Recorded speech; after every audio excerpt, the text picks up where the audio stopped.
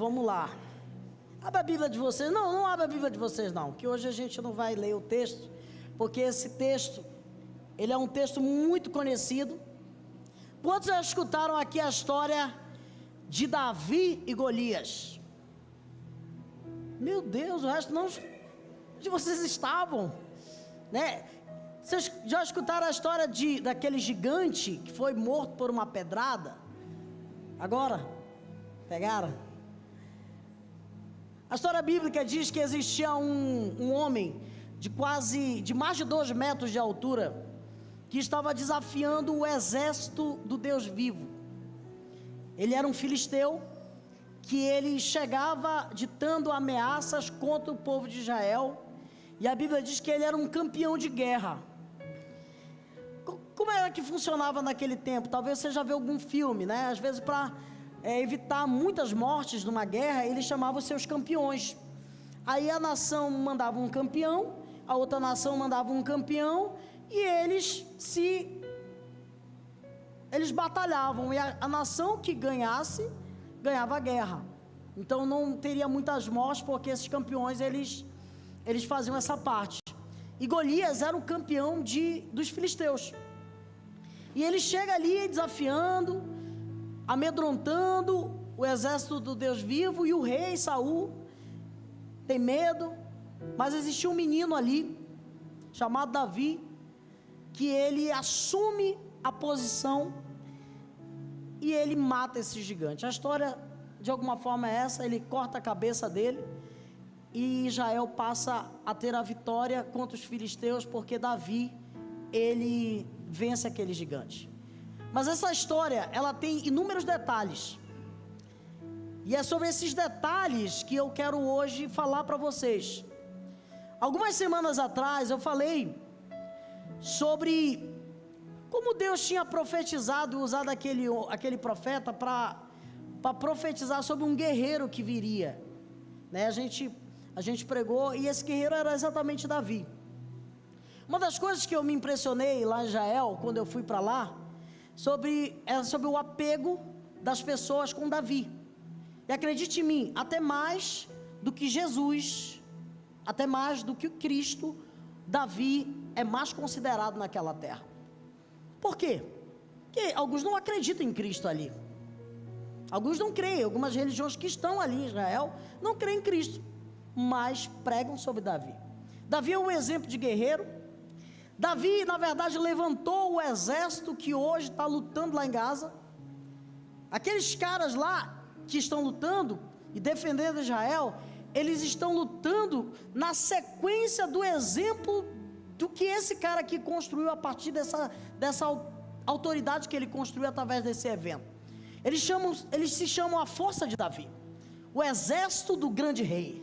Você chega lá, as praças do grande rei, os hotéis, os melhores hotéis de Davi, com o nome de Davi, todos os grandes monumentos, Davi. Você vê Michelangelo, a gente vê as grandes artes sacras e difundindo a imagem desse homem, porque esse cara, ele verdadeiramente foi grande.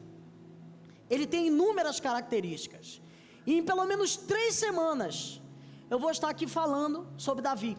Vou começar hoje contando a primeira vitória que ele teve, e mostrando para vocês que é possível eu e você também sermos matadores de gigantes, porque todos os dias eu e você vamos ser afrontados por inúmeras coisas, desafios que se apresentam como maiores do que nós mesmos, como guerras que muitas vezes tão imensuráveis que nós precisamos de um milagre para poder resolver elas. Eu posso dizer que todos os gigantes nos mostram 2 coisas: que nós somos covardes ou que nós somos corajosos. Porque quando a gente fala da fé, a gente precisa entender que ela é a certeza das coisas que se esperam e a convicção de fatos que não se vê. Quando a gente observa homens como Davi, que agora eu vou falar um pouco sobre aqueles espias que chegaram na terra de Canaã, e eles viram realmente a terra, ela emana leite e mel, mas, diga assim, esse mais, que acaba. E os espias vêm, começam a dizer, mas eles têm inúmeros gigantes naquela terra, os anequins, né? Eles são guerreiros, eles são mais fortes de que todos nós. Se a gente chegar lá, os pessimistas, eles chegariam lá e dizem assim, olha, eles vão consumir a gente como os gafanhotos consomem a horta. Eles vão destruir a gente como as pragas vêm e tira tudo. Porque na vida, se você não tiver uma fé concreta, você vai ter perspectivas erradas e não perspectivas certas. Por exemplo, Davi, quando ele olha o gigante, ele tem uma perspectiva. Todo o povo de Israel, quando olha o gigante, eles têm uma perspectiva. Alguns olharam o gigante e falaram assim, olha, é muito forte, não dá para ganhar. Davi olha para o gigante e fala, é muito forte, é muito grande, não dá para errar. Que a forma que você encara os desafios vão demonstrar claramente se você vai ser alguém que vai conquistar ou vai retroagir. Em uma batalha, em uma guerra, você sempre vai ter duas decisões, ou você ataca, ou você fica na defensiva. E Davi, ele toma algumas decisões. E eu escrevi algo aqui, nenhuma pessoa jamais obteve grandes vitórias, sem que antes, em algum lugar, ou em algum tempo, tivesse que enfrentar algum grande gigante. Talvez alguns aqui tiveram que enfrentar oposições da família. Eu vou falar que Davi enfrentou tudo isso. Às vezes oposições de inimigos, às vezes oposições de pai, de irmãos, porque entenda uma coisa, quando Deus chega na casa de Davi, no primeiro momento que a gente escuta sobre Davi, o seu pai Jessé tinha inúmeros filhos, e ele começa a trazer os filhos mais notáveis. Ele começa a trazer aí o profeta olha, não é esse. Aí ele começa a trazer outro, ele fala, não é esse. Aí começa a trazer outro, e não é esse. Aí ele traz um que já estava no exército, com certeza é esse, porque para o rei existir, ele tem que ser guerreiro. Não é esse. E ele pergunta, mas não tem mais nenhum filho? Ele fala, não, está todo mundo aqui. Até que ele se lembra, não, tem mais um que é baixinho, um meio ruivo. Ele está cuidando de ovelhas lá no quintal. Então imagina só, Davi foi rejeitado até pelo pai, porque se ele fosse alguém que acreditasse nele, ele tinha chamado todos os filhos. Davi foi o único filho que não foi apresentado naquele dia diante de todos os filhos daquela casa. E a gente entende que Davi, ele teve sim, ele foi rejeitado, talvez como você foi rejeitado, e eu sei que às vezes a rejeição, ela gera em nós uma revolta. Na verdade, a rejeição, hoje você pode olhar pessoas que foram rejeitadas, tiveram algum trauma, ou elas são muito fortes e elas vencem com isso, ou elas são muito fracas e elas são derrotadas por isso. As duas precisam de Deus, porque às vezes algumas, essas que conquistaram, que superaram isso, acham que a sua força é tudo, mas a Bíblia diz, bem-aventurado aquele que confia no Senhor, e tem o Senhor como seu refúgio e a sua fortaleza. Deus, Ele não quer que nós possamos olhar os gigantes, sem que entendamos o que nós podemos fazer com eles. Mas o que é que pode ser esses gigantes na prática? Pode passar esse slide? Diga assim, gigantes podem ser pessoas, gigantes podem ser hábitos pecaminosos, gigantes podem ser circunstâncias difíceis, gigantes podem ser opositores ou críticos. A verdade é que tudo aquilo que se levanta de alguma forma para te paralisar, para te intimidar, é uma oportunidade de crescimento. Quando o gigante se levanta, há um decreto real que dizia que qualquer pessoa que enfrentasse aquele gigante e vencesse ele, casaria com a filha do rei e seria isento do imposto de renda todo ano. E não só ele, mas também toda a sua linhagem, a sua casa. Existia até um prêmio para isso. Preste atenção. Todos os grandes homens que você vai ver na história, eles têm uma característica, e Davi também não é diferente. Se você vai lá na França, vê Napoleão, ele era alguém que estava na frente. Os grandes homens que conquistaram grandes coisas, como César, como Alexandre o Grande, você vai ver que esses grandes homens, eles eram pessoas que estavam na frente. Isso era de cultura da época. E o que é que Israel deveria ter? Um rei que defendesse o seu povo. E Saul não foi esse homem. Saul, ele foi eleito pelo povo porque ele era o mais alto, ele era o mais forte. A Bíblia diz que Saul, entre todos os filhos de Israel, ele era aquele mais alto e que o maior batia no seu ombro. Então ele não era pequeno. Saul era grande, mas mesmo assim ele teve medo. Volto a dizer, Saul era para enfrentar aquele gigante, e ele tinha uma posição ali, que por causa dessa posição de medo, foi substituída por alguém que teve a atitude de coragem. Isso fala de lugares que a gente pode tomar posse. Existe hoje lugares de bênção, lugares de prosperidade, lugares de privilégio. E aqui, entre parênteses, nunca deseje estar em um lugar de alguém que você não sabe o preço que ele pagou para estar ali. Se você vê um vencedor, você pode ter certeza, esse matou muitos gigantes. Se alguém tem alguma coisa que você não tem, é porque ele sabe alguma coisa que você não sabe. Ele conseguiu conquistar alguma coisa. E nunca despreze pequenos começos, porque pequenos começos, eles definem muita coisa de nós. E o primeiro ponto é que matadores de gigantes, diga assim: eu sou um matador de gigantes. Eu vou matar muito gigante que vai aparecer por aí, e eu vou crescer porque Deus é comigo. Sabe esse cara que escreve assim: aquele que habita no esconderijo do Altíssimo, a sombra do Onipotente descansará. Foi esse homem. Aquele que diz assim: prepara uma mesa diante de mim, diante dos meus inimigos, meu cálice transborda. Certamente a fidelidade, o amor, a misericórdia de Deus me alcançarão todos os dias. Os salmos de Davi, que você for olhar, são salmos de fé, salmos de coragem. Você vai ver um homem corajoso, você não vai ver um homem medroso. E aqui para nós, ele com certeza teve medo. E eu posso dizer que o primeiro ponto que a gente precisa entender, que matadores de gigantes, eles se tornam.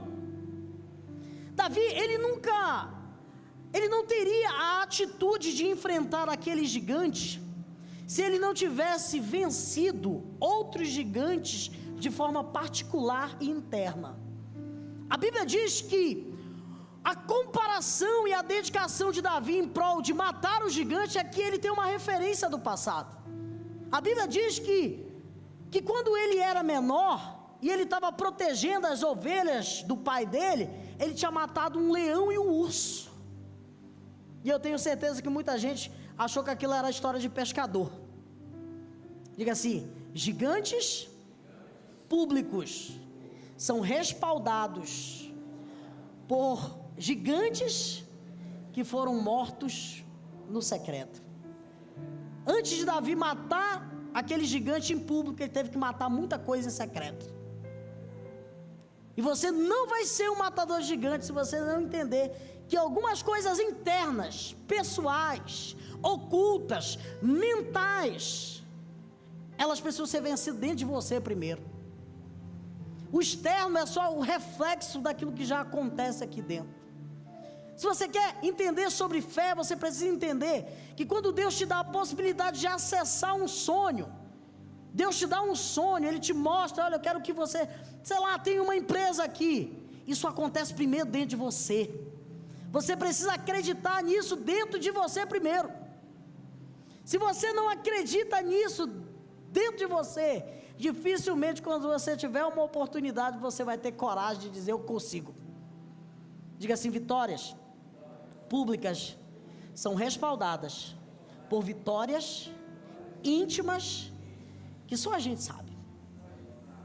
Então, se hoje você tem um gigante interno, saiba que Deus está te preparando para te dar uma oportunidade de vencer coisas maiores lá na frente. E eu falo uma coisa para ti hoje: o gigante que você enfrenta hoje, talvez não seja o maior que você já enfrentou na sua vida. Você já matou gigantes maiores lá atrás, mas você não está tendo referências daquilo que você já enfrentou, já matou e agora está com medo. O Espírito Santo está te trazendo aqui. Você tem que olhar para aquilo que Deus já fez na sua vida. Sabia que depois de um tempo Deus ele fala assim: olha, eu não quero que vocês sigam mais meus mandamentos. Preste atenção. Eu não quero mais que vocês sigam mais meus mandamentos só. Eu quero que vocês observem os meus estatutos. O que é os estatutos de Deus? Seriam os dias festivos que Israel tem. Deixa eu te falar uma coisa: nunca ninguém passou por cativeiros tão violentos como o povo de Israel. Esse povo, ele tentou ser exterminado inúmeras vezes na história. Eu vou te contar porque eles são resilientes. 400 anos foram só lá no Egito. 400, quase a idade do Brasil, irmão. Tá? Depois a Síria, depois o Persa, depois a Babilônia. A gente vê depois, no tempo otomano, que houve tanto massacre. A gente vai olhar também os romanos. A gente vai ver Hitler. A gente vai ver tanta gente tentando destruir esse povo. Mas sabe por que eles não são destruídos? Porque anualmente eles celebram os estatutos de Deus, que são as festas. Por exemplo, a Páscoa. Você acha que a Páscoa é cristã? Também. Mas a Páscoa é judaica. Todo judeu que celebra a Páscoa, ele está lembrando assim: um dia a gente era escravo, e a gente está aqui tirando um dia do nosso ano para agradecer a Deus pelo que Ele fez lá atrás na vida dos nossos pais. Eles eram escravos, hoje a gente é livre. Festa do tabernáculo. Festa do tabernáculo, os judeus de hoje, eles estão, por exemplo, das tendas, eles estão nas melhores mansões. Eles pegam, preste atenção, eles deixam as suas casas cheias de pompa, eles vão para o mato, fazer uma estaca, colocar lá um acampamento e viver em tendas, para lembrar que os pais deles viveram em tendas. Ou seja, todas as festas judaicas, eu até te aconselho a estudar um pouco sobre isso, elas ensinam aquilo que Deus já fez lá atrás, porque o que Deus já fez lá atrás, confirma coisas que Ele vai fazer ainda hoje. Então olhe para as suas vitórias, para aquilo que você já passou lá atrás, e saiba, você é muito mais forte do que você está vendo hoje. Diga amém, pelo amor de Deus. A segunda coisa que eu quero que você entenda é que matadores de gigante olham sempre também a recompensa. Ah, pastor, mas a gente tem que ter interesse? Sim, a gente precisa conquistar. Todos nós aqui, gente, esse desejo não é de Satanás, da gente viver confortável, de viver uma vida abençoada. Tu acha que Davi se arriscou ali a querer matar um gigante se ele não tivesse algum interesse? Vamos ser real. Tinha uma recompensa. Existiu uma recompensa. Então, o que nos apoia em muitas resoluções que a gente vai ter na nossa vida, é aquilo que a gente vai colher. E eu posso dizer, sim, a colheita vem de Deus. E Deus quer realizar os desejos do nosso coração. O que Deus pede? Que os nossos desejos, os nossos sonhos, se alinhem com os dele. Por exemplo, você quer ter dinheiro para quê? Para você viajar, ficar doidão e pagar de rico por aí? Ou porque você quer dar uma condição melhor para sua casa, você quer ajudar pessoas? Porque essa é a forma que a gente entende do Evangelho. Não é um sentido de ter para aparecer, mas sim para ser e poder ser bênção. A Bíblia diz que a gente tem que ajudar o pobre, a gente tem que ajudar a viúva, a gente tem que ajudar as pessoas. Quem faz isso, são pessoas que em momentos da sua vida construíram recompensas. Davi, ali naquele lugar, ele sabia que, no mínimo, se ele conquistasse aquilo ali, ele não ia ter uma despesa para a vida dele, ele ia ajudar a sua família, e ia ser príncipe. Só isso. Ele ia casar com a filha do rei.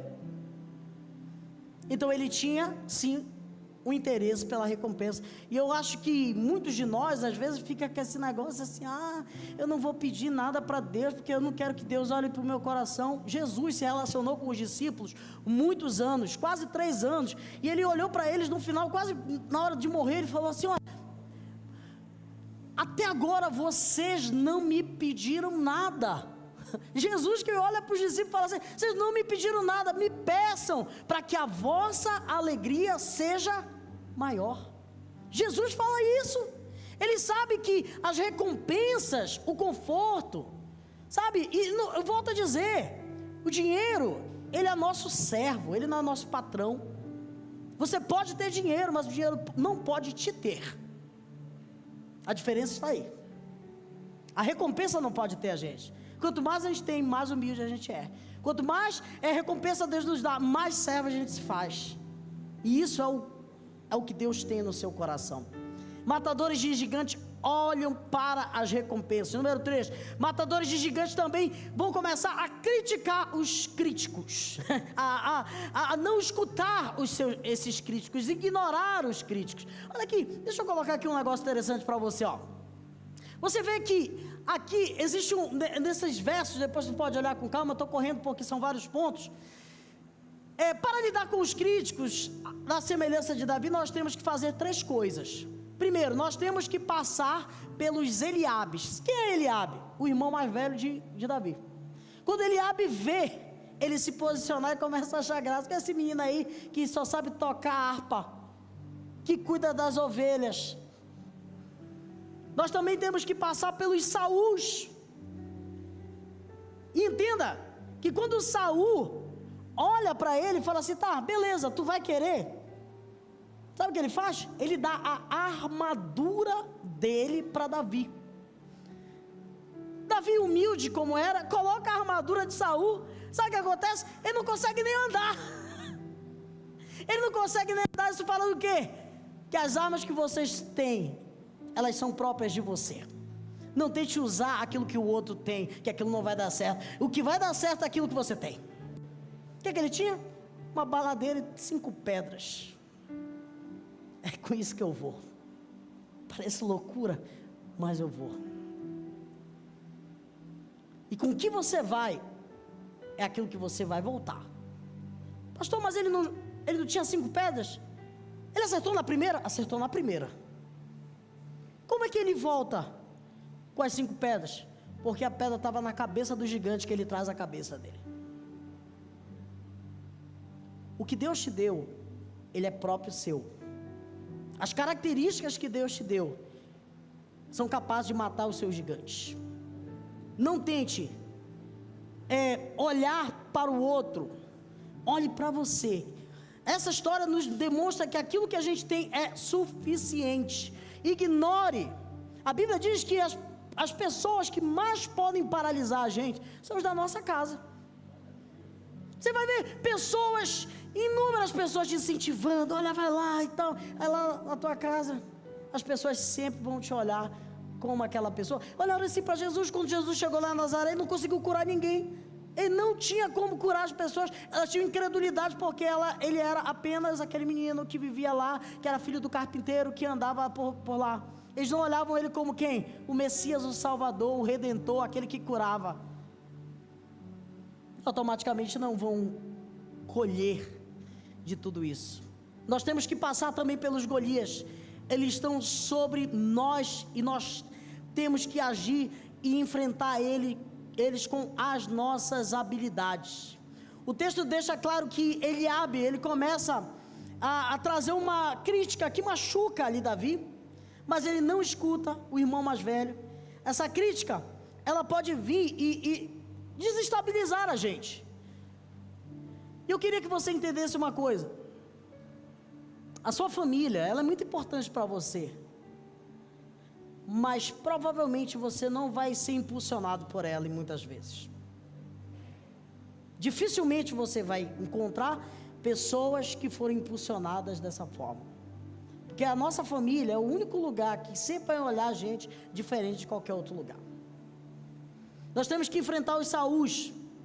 Como eu falei, Saul queria dar a roupa dele, não foi possível. E Golias, o que Golias fazia? Ele impulsionava o medo em Davi por causa das ameaças e do tamanho dele. Golias desprezou Davi por causa da aparência. Golias desprezou Davi apenas com um olhar. Deus, porém, nunca olha as aparências. Quando Samuel chega diante de Davi para consagrar ele rei, entenda que quando Davi é consagrado rei, em pelo menos 40 anos, ele agiu em anonimato sem ser rei. Se Deus promete hoje algo e diz: olha, eu vou te fazer isso, será que amanhã você já vai esperar? Você espera um dia? Davi esperou 40 anos pelo menos, para poder ser aquilo que o profeta ungiu ele, quando ele era um adolescente, um jovem. Davi nos demonstra que a paciência e o processo da conquista de tudo aquilo que a gente precisa é mais importante do que as promessas que ainda não se cumpriram. Um dia desses perguntaram para mim: pastor, como foi que o senhor entendeu que o senhor tinha que ser pastor? Falei: eu não era e me chamavam. Eu não era, eu era um menino lá que estava servindo a Deus, fazendo célula, ganhando alma e tal. Quando vi: ei pastor, eu não sou pastor não, Deus me livre esse negócio, vão me chamar de ladrão até não querer mais. Eu cheguei 3 vezes com o pastor Lorival, falei: pastor, não, esse negócio, eu quero só ser o Marcinho aqui. E depois ele proibiu: eu não quero mais que chame ele de Marcinho. Falei: mas é a realidade. Diga assim: algumas coisas Deus nos dá antes de ser a realidade. Sabe essa empresa que Deus já colocou no seu coração? Quanto tempo ela pode levar para chegar à realidade? Você vai desistir se passar um dia, um ano, um tempo? Não desista. Deus está construindo o nosso caráter para nós podermos sustentar aquilo que Ele nos promete. Deus não podia dar um reinado na mão de uma criança, então Ele tinha que amadurecer essa criança para Ele poder reinar com muita sabedoria. Davi também tem uma outra característica que eu acho impressionante, é que ele vem com humildade. O dia que Davi ele vence a vitória da vida dele, porque eu digo que a vitória da vida de Davi não foi, eu vou contar isso aí nos outros cultos, foi a vitória que ele teve quando ele reencontrou força no Senhor. Os estudiosos dizem que provavelmente uma semana ou um pouco mais antes de Davi assumir o reinado, a Bíblia diz que os inimigos, eles entram e invadem toda a cidade. Eles pegam todos os filhos de Davi, eles pegam todas as mulheres de Davi e levam como cativos. Eu vou pregar isso aí outra semana. E Davi, a Bíblia fala que ele se reanimou no Senhor, o seu Deus, porque as pessoas que estavam com ele, a galera dele, a equipe dele, queria matar ele. Já pensou você no pior dia da sua vida, onde os seus filhos tinham sido roubados, as suas esposas, porque nesse tempo podia, levadas com os filhos, da tristeza vindo, e as pessoas que podiam animar ele, não animaram ele, queriam matar ele, mas a Bíblia diz que ele se reanimou no Senhor. É isso que nós precisamos. Se você olha para o lado, se você olha para o irmão, se você olha para a condição do país, se você olha para a sua conta bancária, você vai se reanimar. Você não vai se reanimar, mas se você olhar para o Senhor e buscar no Senhor o ânimo, tu se levanta. A Bíblia diz que esse cara chegou lá, ele reconquista tudo, traz tudo de volta, dá os despojos para essas pessoas. E logo depois, Saul morre. E ele assume o reinado, a posição dele. Eu fico imaginando, quem assumiria o lugar de Davi, se ele tivesse desistido no pior dia da sua vida? No dia onde ele olhou para todas as circunstâncias e não tinha mais nada onde ele se apoiar. Mas quando ele olhou para o Senhor, ele diz assim: o Senhor é meu refúgio, a minha fortaleza, nele confiarei. Ele me livrará do laço do passarinheiro, da peste perniciosa. Ele me cobrirá com as suas penas. Nesse lugar eu estarei seguro. A sua verdade é escudo e pavês. Eu não me assombrarei com o terror noturno, nem flecha que voa de dia, nem sombra que se propaga nas trevas, nem mortandade que assola o meio-dia. Poderão cair 1000 ao meu lado, 10.000 à minha direita, mas eu não serei atingido. Esse é Davi. Somente com os seus olhos eu olharei e verei a bondade do Senhor, porque a ti eu me apeguei em amor. Ele me cobrirá, ele me elevará, ele me colocará num lugar alto, e ali estarei protegido diante de todos os meus inimigos que me cercam. Coloque o Salmo 27, por favor. Eu amo esse salmo, porque esse dia ele com certeza estava igual a gente hoje, cara. Salmo 27, por favor. Salmo 27 diz que o Senhor é o meu refúgio, a minha proteção. É quem terei medo?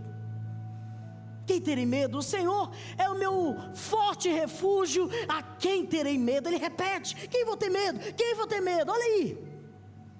Quando os homens maus avançarem contra mim para destruir-me, eles, os meus inimigos, os meus adversários, eles tropeçarão e cairão. Ainda que um exército se acampe contra mim, o meu coração não temerá. Ainda que se declare uma guerra contra mim, mesmo assim eu estarei confiante. Olha só, porque uma coisa eu peço ao Senhor e procuro: que eu possa viver na casa do Senhor todos os dias. É o que a gente está fazendo aqui. Vem no templo, na casa de Deus, buscar o quê? O refrigério que a nossa alma precisa. Todos os dias da minha vida, para contemplar a bondade do Senhor e buscar a sua orientação no seu santo templo. Pois no dia da adversidade Ele me guardará, Ele me colocará protegido em sua habitação, no seu tabernáculo me acolherá, me porá em segurança sobre um alto rochedo. E então triunfarei sobre os inimigos que me cercarem, e no seu tabernáculo oferecerei sacrifícios com aclamações, cantarei, louvarei ao Senhor Jesus.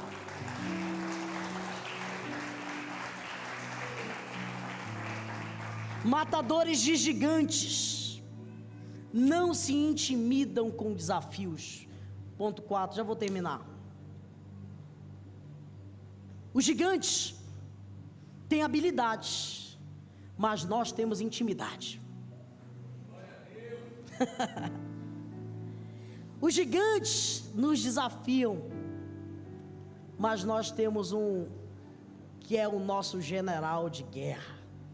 Os gigantes têm certa reputação de vencedores, mas os gigantes devem cair. Os gigantes insistem constantemente em aparecer. Os nossos gigantes nos derrotam, às vezes psicologicamente, e os que estão nos nossos lados às vezes geram pavor. Por que Davi não ficou intimidado? Porque Davi tinha um coração para promover honra a Deus, porque Davi tinha os seus olhos na recompensa, porque Davi tinha confiança em Deus e sabia que Ele era a sua força, porque Davi não olhou o tamanho dos gigantes, mas olhou para o tamanho do Deus dele. E por último, matadores de gigantes são treinados nas vitórias do passado. Quem fala isso é John Maxwell. Ele diz assim: nós precisamos de vitórias, não para celebrar, mas para nos elevar. Eu falei para vocês da experiência que eu tive jogando Nintendo quando eu tinha 15 anos, que era um jogo chamado Super Metroid. Quando jogaram Super Metroid aqui, você já jogou? Super Metroid era um jogo bem difícil e era muito difícil passar, mas existiam os macetes. Tu ia fazendo macete, fazendo macete, fazendo macete, aí tu passava de tela.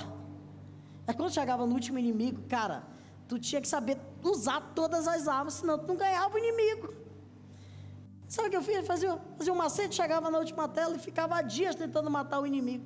Até que um dia eu falei assim, cara, eu vou passar de tela por tela. E o que eu descobri? Que cada tela me dava armas, e cada arma me mostrava a força que eu tinha para enfrentar os inimigos. Não adianta Deus ter te dado tudo, e a Bíblia diz lá em Efésios, que Deus já nos abençoou com todas as sortes de bênção nas regiões celestiais. Diga amém! Você não usa a maioria das armas que Deus já te deu. Você precisa conhecer aquele que entrega para você as armas. Fique em pé, por favor, que eu quero orar por você. Eu sinto uma graça de Deus tão grande aqui. Diga assim: eu não vou lutar com armas alheias, eu vou lutar com as minhas armas.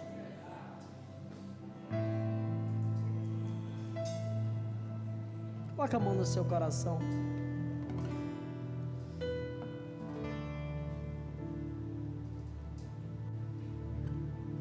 Nós temos um Deus que é forte, poderoso.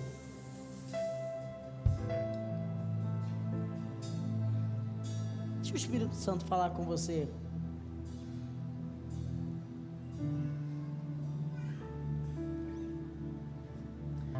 Aleluia.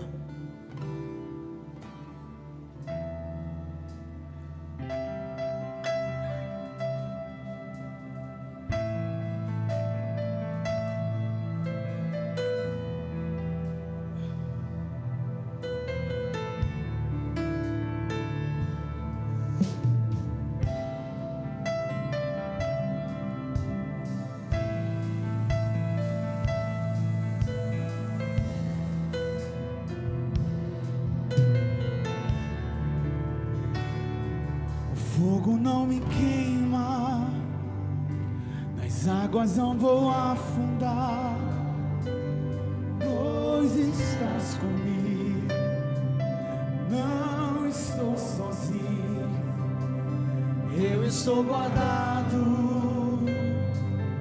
no esconderijo, não estou sozinho, tu estás comigo. Cante, temer porque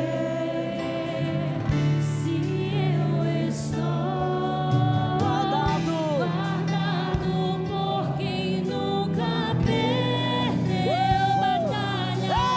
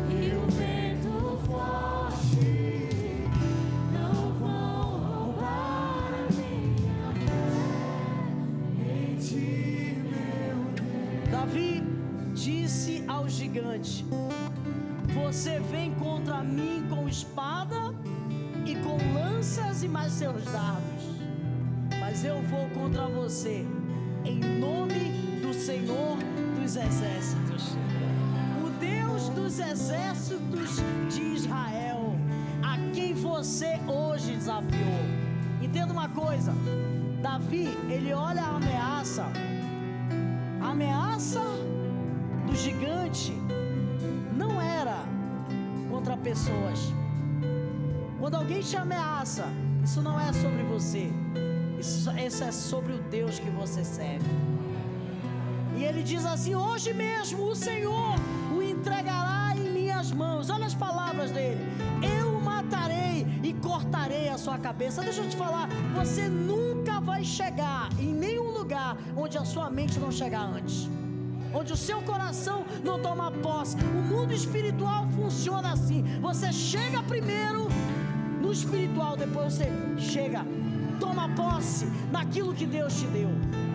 Hoje mesmo o Senhor me entregará em minhas mãos.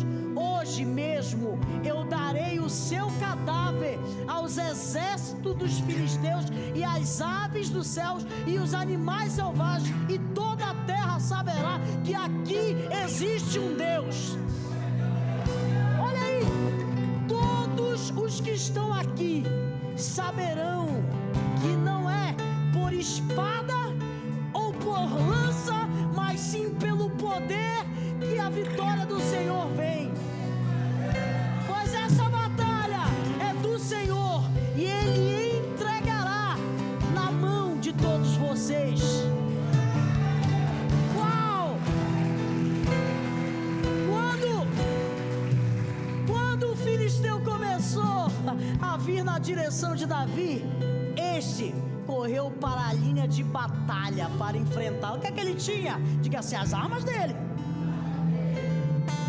E tirando uma pedra da sua funda, arremessou e atirou, atingindo o filisteu em sua testa, de modo que ela ficou encravada. A Bíblia diz que ela ficou encravada e ele caiu, dando o seu rosto no chão. Deixa eu te falar um outro detalhe.